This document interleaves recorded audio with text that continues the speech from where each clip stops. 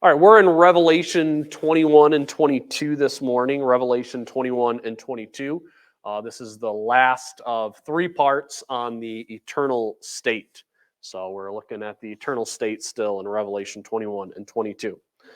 So far we have seen what I would call the broad view of the eternal state as John starts broad and then narrows in more. So which means that we started off by looking at the new heaven and new earth from a big picture perspective. That is, who's going to live in this new heaven and new earth. How to enter it is to overcome by faith. And then last week we zoomed in more and we ended up seeing the New Jerusalem coming to earth, that moment when heaven and earth would become one. And again, that was still pretty broad picture because we're looking at the walls and the outer part of the city and how big it is going to be. But now we're going to zoom in even more from going at the walls and an outer look at the New Jerusalem to looking at what really seems to be the center of the New Jerusalem. And there's a balanced emphasis when we look at the center of this city, the center of the new heaven and the new earth. One, an emphasis on what is there, and then also an emphasis on what is not there. And then we'll talk about what it means for those who will dwell in heaven during this time. And I want to bring this point up again as sort of an emphasis for this little series, and that is heaven is not our eternal destiny. We will go to heaven when we die or when we go up in the rapture, but heaven is not the aim. The aim is always the earth, because the grand narrative of the Bible is Jesus coming back to rule and reign on the earth.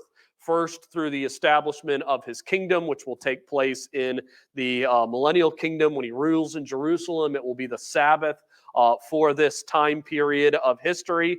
And then following that kingdom will be the eternal state when heaven and earth are made one. And that's really our final main hope, is heaven and earth becoming one. And so we're going to look at the center and the highlight of the eternal state, which will be God himself. So we see this in verses 22 and 23. I saw no temple in it, for the Lord God, the Almighty, and the Lamb are its temple. And the city had no need of the sun or the moon to shine on it, for the glory of God has illumined it, and its lamp is the Lamb. So the focal point for John is how there is no temple in the New Jerusalem. Now, let's note, not only does the Bible speak of temples on earth, we have first the tabernacle that was built in the wilderness, and then the temple that Solomon built. Eventually, the temple that Herod will be built. We'll end up having a temple in the millennial kingdom that Ezekiel talks about. But one thing we also see in the Bible is that there is a temple in heaven as well. We see Revelation talking about that temple that is in heaven. The author of Hebrews also tells us that the plans of the tabernacle were based on the reality of the temple that existed in heaven. And a temple points to two different things at the same time. A temple, one, points to the fact that God desires to be near and dwell with his people. God desires us to worship him. God desires us to come near him. But a temple also points to the reality that we can't dwell directly with God. God needs to protect us from his glory and from his holiness. And one of the interesting things to think about it with the play of what we see in heaven and the reality of a temple being in heaven is that not even everyone in heaven can come directly before the glory of God, because who else we know is in heaven based on multiple passages of the Old Testament that has access to it, also in the New as well, and that is Satan, and at least some of his minions have some type of access into heaven, which then further highlights the need of a temple in heaven. But the key to the eternal state is that this will be the first time when heaven and earth are restored. They're brought together as one, and the result of that will be, the primary result will be that God can dwell directly with his people.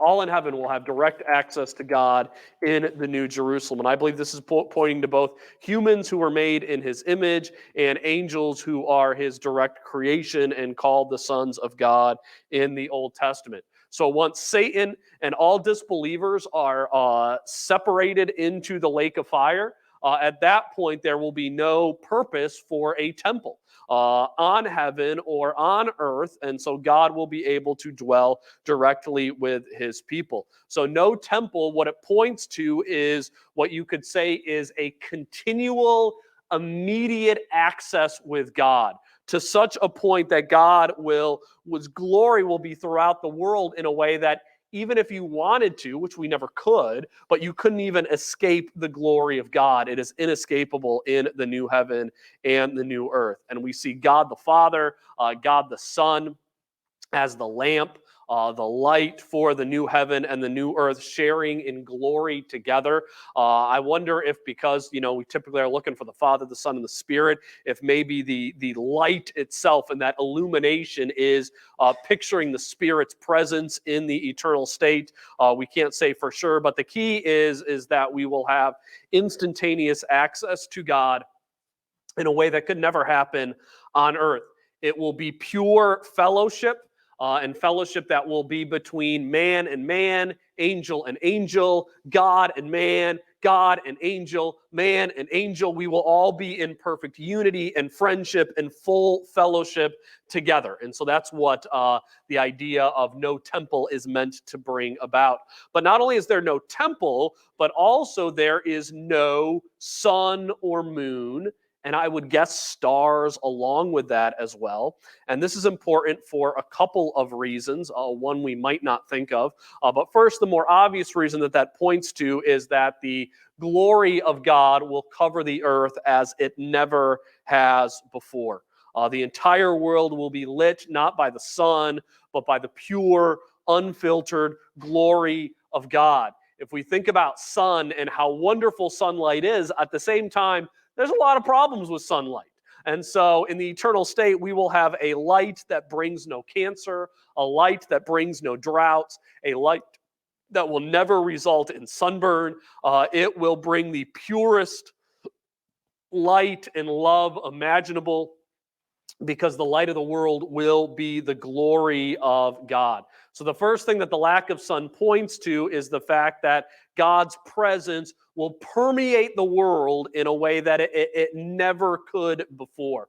And we need to also understand that there's an essence of this, that there's just no way that we can even begin to grasp what this will be like. Because our bodies, as we are now, could not survive existing in that glory. So that should let us know that we can't understand what this will be like, but it'll be amazing, even if we can't fully get a handle on it. But God's glory will be everywhere. The second thing that no sun points to is the eternality of the eternal state. Because the one thing about sun and stars is that they all die. They all have an expiration date. If there was a sun that was shining above the new earth, then by default, because of the nature of suns and stars, there would be an expiration date. There would be a countdown clock upon the new earth. It will not last forever. It's estimated by scientists that our sun could last another 10 billion years, and it gets halfway to that time period, so 5 billion years from that time. From this time, it's believed that our sun will turn into a red giant in the beginning of its dying down phase. And when it turns into a red giant, it expands in size. And so in 5 billion years, it's believed that our sun will expand in size to being large enough that it would consume the Earth and even Mars in its size. And at that point, obviously, there would be no more Earth. It would burn up and it would not exist anymore. And so while 5 billion years, it's like, yeah, that's a long time. That's almost like never ending. But at the same time, it's not never ending. It does have an ending date. So pointing out that there's a lack of sunlight, it further highlights the eternality of the final state in which we will live in, which is interesting that it will point to this, because this is something pointing to the nature of the new heaven and new earth that they couldn't have grasped in John's time. Like they could not appreciate one day the sun will die because They don't know that stuff. Like, they have no idea. We know it today. And so it just further shows depth in the fact that God knew things scientifically that they didn't know now, that he could point to in the Bible that we would later discover with our scientific knowledge, which again shows us the wonder of God as the creator. And then the next thing that we see about the center of the New Jerusalem is that it'll reverse the curse of Babel. So look at verses 24 through 27. The nations will walk by its light, and the kings of the earth will bring their glory into it. In the daytime, for there will be no night there, its gates will never be closed, and they will bring the glory and the honor of the nations into it. And nothing unclean, and no one who practices abomination and lying shall ever come into it, but only those whose names are written in the Lamb's book of life. So Revelation is really written not only as an ideal ending to the Bible, but it's an ideal bookend of the Bible. And what I mean by it's an ideal bookend is that Revelation pairs very nicely with Genesis. So the beginning of Genesis is one bookend, Revelation is the other bookend, and one thing that we see that happens in the end of Revelation is that it erases the two curses that took place in the beginning of the narrative, and that is the curse of the fall of the garden, and then also the curse of the fall, you could say the curse of the fall of the city, the curse of the fall of Babel. The fall in the garden, more famous for a lot of reasons, but also at the Tower of Babel, there was also a curse there. If you remember the story of the Tower of Babel, man got together in disobedience to what God told them to do. They built a tower which probably had one of two designs. It was either a design for us to come up and reach God to attain his glory, or to go up and pull God down to our level, maybe to do both at the same time. We're going to get high enough to get up to God, and then we're going to pull him down to show that we are God's as well in what we can do. And God cursed man at the Tower of Babel. He cursed us with the division of languages and the division of nations, and our nations have been at war ever since. And while the curse of the garden obviously is the more grievous curse, because that's the curse that both separated us from God and then brought about injury, sickness, murder, and all of that in history, but the fall of Babel is nearly as bad.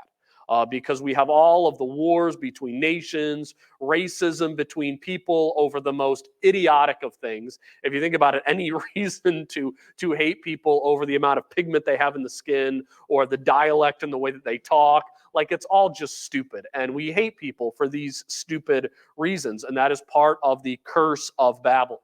But in the eternal state, the curse of Babel will be reversed, as God will not only renew the planet itself, but God will renew nations. I think a lot of people might assume that in the eternal state in heaven, one thing God's going to do is he's going to erase nations. We're just going to become one people of God, but God is going to carry the idea of nations and kings into eternity. So even in eternity, we're going to have Israelites, Americans, French, Chinese, Assyrians, Egyptians, but instead of warring against one another, we will, in a beautiful diversity, labor to bring glory to God and glory to his city in New Jerusalem.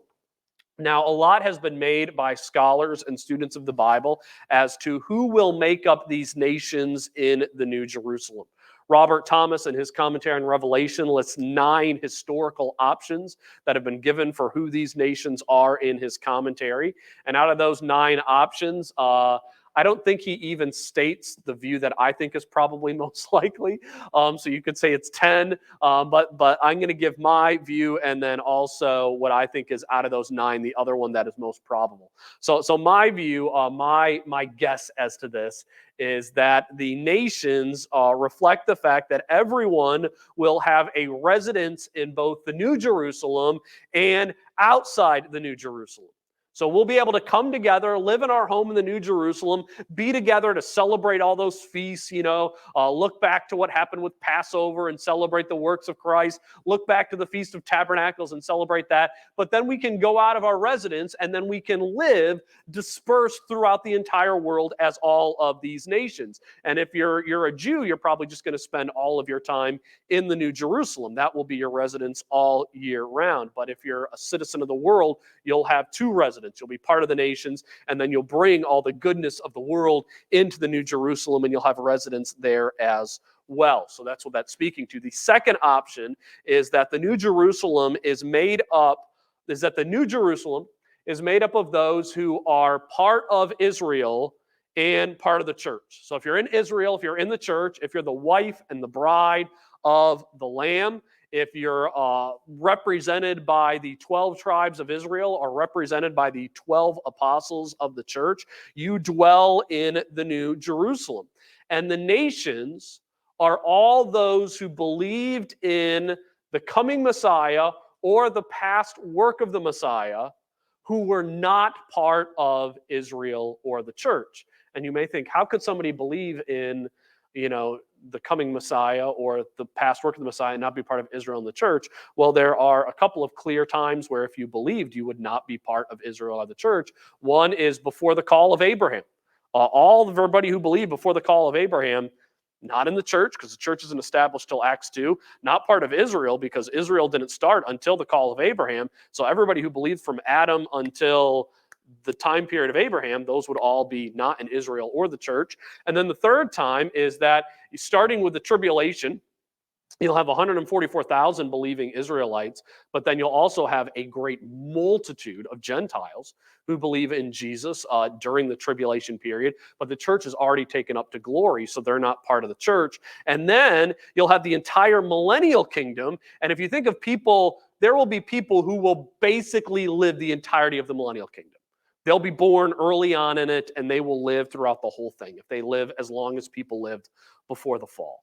So there'll be people living the whole time period. Could you imagine what world population would do if people could live that entire time period, have lots of babies, have the help and the rule of the Lord? We wouldn't have any wars and pandemics to pare down the population. It would just grow and grow and grow. And if we have the vast majority of those people believe in Jesus, because he's ruling in Jerusalem, that's a lot of people who, again, aren't in the church.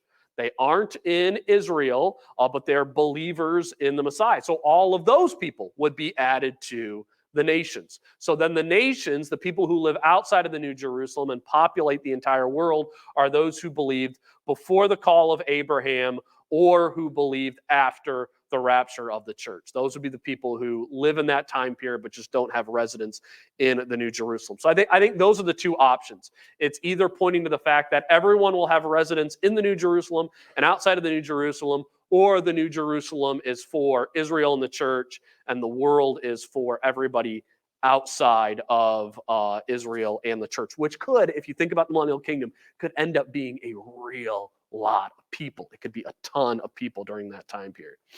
So I honestly think either option is likely. We are not told the specifics of who those nations are. So what we need to just do in our time period is make our best guess. And then when God comes, he'll probably be like, Shawn, you were wrong on both accounts. This was the way I decided to do it. And we can say, oh, God, your ways are higher than my ways. I'm just giving my best guess. So those are the options of who the nations are. But one thing we need to note about the nations, and this is brought up by the fact that the gates will always remain open. So the gates are always open in the New Jerusalem, and not only they're always open, but it also says that if you have these open gates, no unclean thing will pass through them. You won't have any liars, you won't have any abominations, and not only that, you will only pass through those gates if your name is written in the Lamb's Book of Life. Now, if the gates are always open, if you don't have times that you're patrolling it, if you don't have guards set up for it, and people can just always come in and out, what does that mean about the nations? It means that in the nations, There are no one who are liars. There are no one who are working abominations, and everyone in the nation's names are written in the Lamb's book of life, because they'll all have access into the city because the gates will always be open. So this is just another underlying emphasis that no matter where you live on the new heaven and the new earth and the eternal state, whether you are in the New Jerusalem, whether you are in the nations of the world and outside of it, no matter where you are, everyone's name will be written in the Lamb's book of life. And the reason that you are there is not because of the works of righteousness that you have done, but because of the work that the Lamb has done to record you in his book. And we know that you're in his book through faith, through overcoming, through faith in Jesus Christ. But they are all free to come and go. So when we talk about the nations in the new heaven and the new earth, we need to be clear that it's not like you're going to have like two castes of people during this time period where you'll have the believers in the New Jerusalem and then all those grubby unbelievers who are the nations scattered around the world. No, we're all going to be written in the book of life. We're all going to be the people of God, even if there is a demarcation between these are Israel and the church, these are not. We're all going to be fully in God's glory the whole time, whether you're living in that city or not. So the key is to recognize that we will all be glorified in Christ no matter where you're living during that time period. But then we get another glimpse sort of further inside the city, looking at chapter 22, verses 1 and 2. Then he showed me a river of the water of life, clear as crystal, coming from the throne of God and the Lamb, in the middle of the street. On either side of the river was the tree of life, bearing 12 kinds of fruit, yielding its fruit every month. And the leaves of the tree were for the healing of the nations. So I just want to say, it might not look this way in our English Bibles, but verses 1 and 2 of Revelation 22 are really tough. Like, they're kind of weird verses. We don't know if this is one sentence, two, maybe three. We don't really know how the river of life and the throne of God and the street and the tree of life will sit or be in relation in comparison to one another. Our English Bibles try to smooth out what is really difficult in the Greek. There's a lot of complexity there. In some way, it almost reads as if there is this river that is flowing from the source of God's throne, which would then tell us that it is a supernatural river, that it is coming forth from God's own glory, and then that there are trees lining either side of the banks of the river. But then it also says like it's one tree and not trees on either side, but it reads as if it's trees on either side, even though it uses the singular for the tree of life. And then outside of those trees, you would have the roadways, because the trees and the river are in the middle of the roadway. And thinking about how that would look, it made me think probably the most likely image of this is something like what we have in Napoleon Road in Metairie. You have the canal in the middle of the road where you have, the road on either side and the green space, which would in this image in the eternal state would have trees on it. Obviously, in the new heavens and the new earth, it'll look much better than Metairie.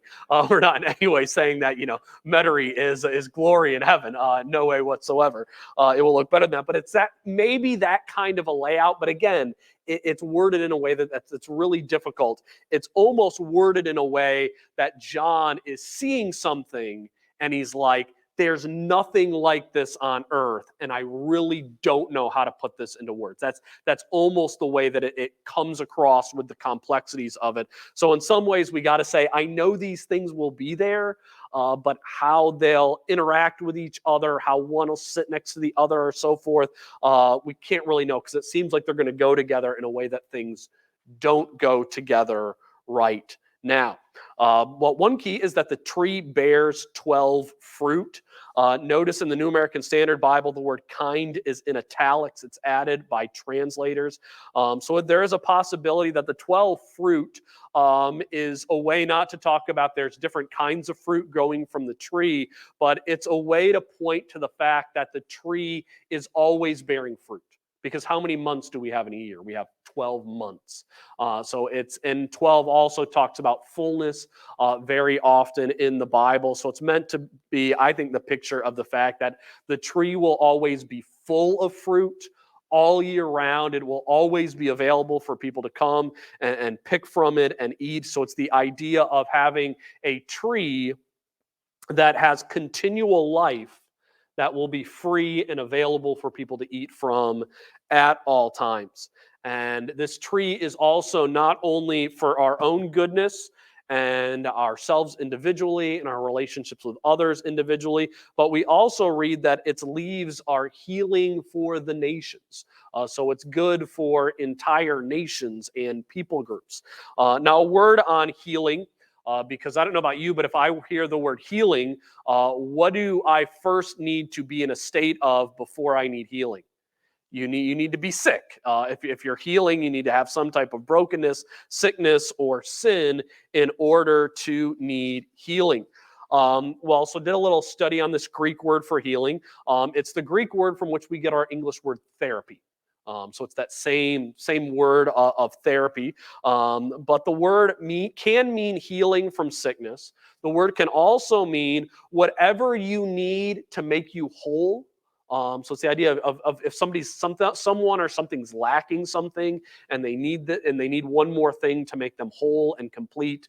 This talks about it as well. Or it is also can mean someone or something that is used for help or service. So not necessarily sick and healing, but also just help and service. An example of when this word comes up is in Luke 12:42. We read, "And the Lord said, 'Who then is the faithful and sensible steward, whom his master will put in charge of his servants, to give them their rations at their proper time?'" So I bolded it on the screen, that word servants in plural.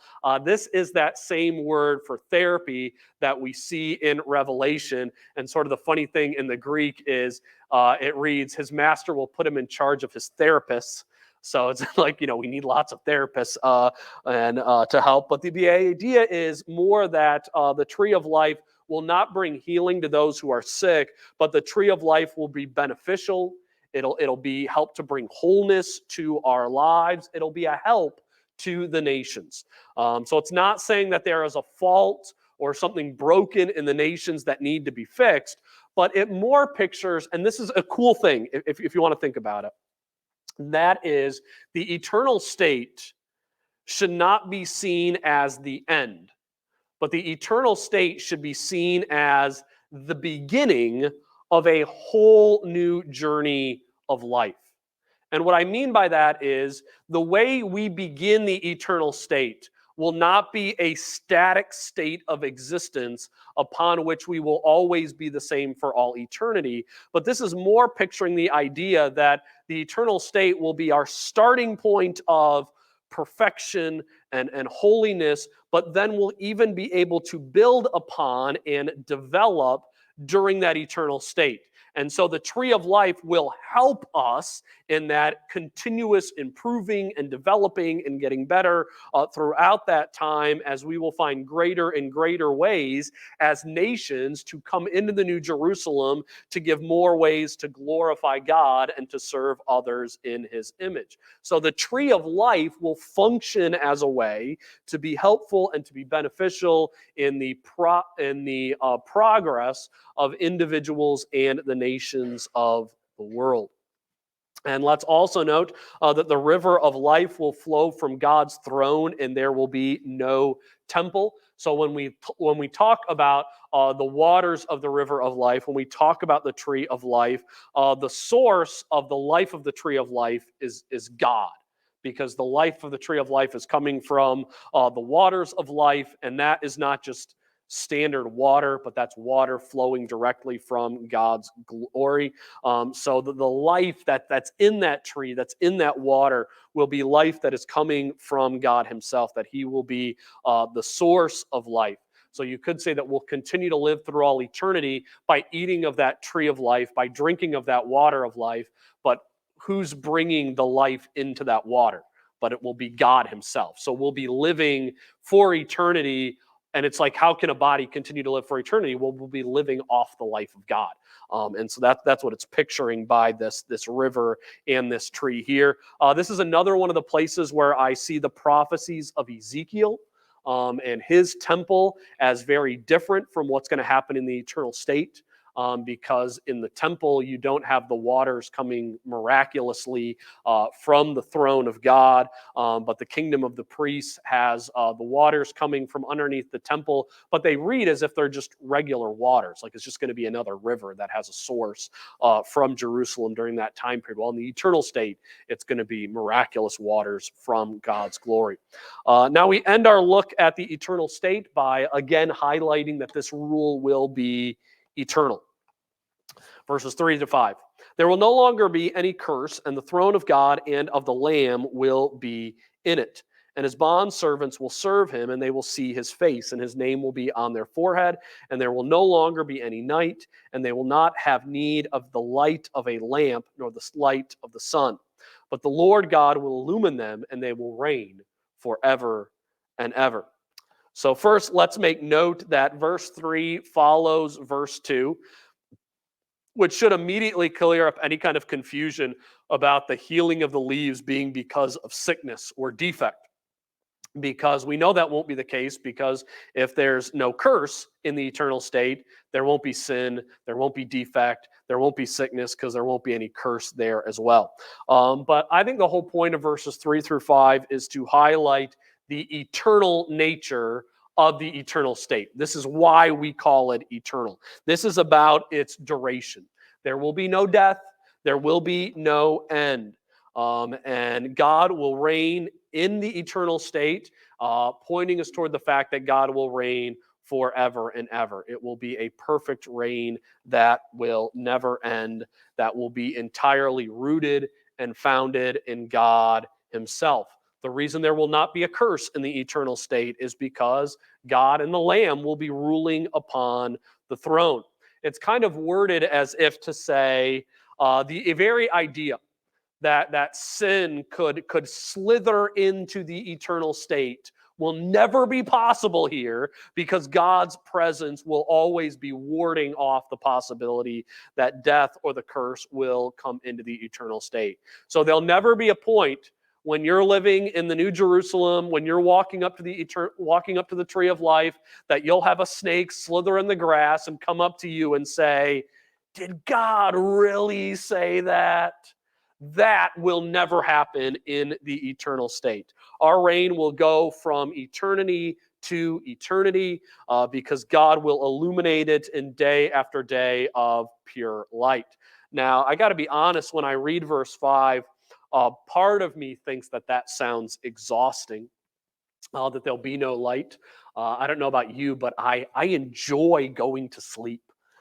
Like my favorite days are the ones where like I can get up really early in the morning, do my running, my working out, all my work throughout the day, spend time with the kids, and I enjoy being just exhausted at 9 o'clock at night and then being able to go to sleep. And so reading the fact that there'll be no light, be no night, for me in some ways I'm just like, oh, that does not sound good.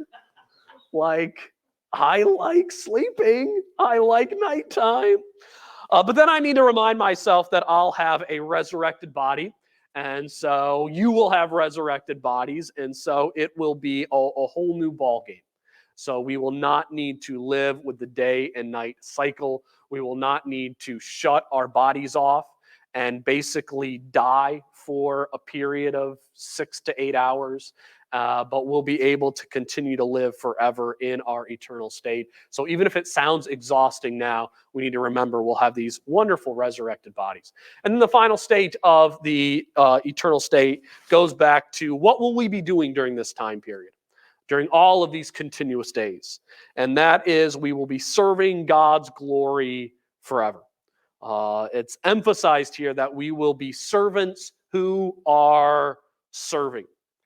And being servants who are serving the Lord, we can expect two things. One, eternity will be active. Eternity will not be like the pagan ideas where we die and just get lost into this unknown that is eternity. We won't stand before God and simply bask in the glory of who He is and just be like, ah, God is glorious, God is glorious, God is glorious, and just be that way forever, oblivious to whoever's around us because we're just lost in the glory of God. But we'll be active in service to Him. And then not only be active in service to Him, but this is something I also think we should emphasize, but we will be productive in our service to Him. There will be both purpose and there will be fruit in our actions and in our service. One of the great tragedies of the curse is that right now we live in a world where we can plant beans and then not produce a bean harvest. The seed could be diseased. Animals could eat our crops. There could be a drought that year. The farmer could die in an accident before harvest time, and someone else could harvest his crops.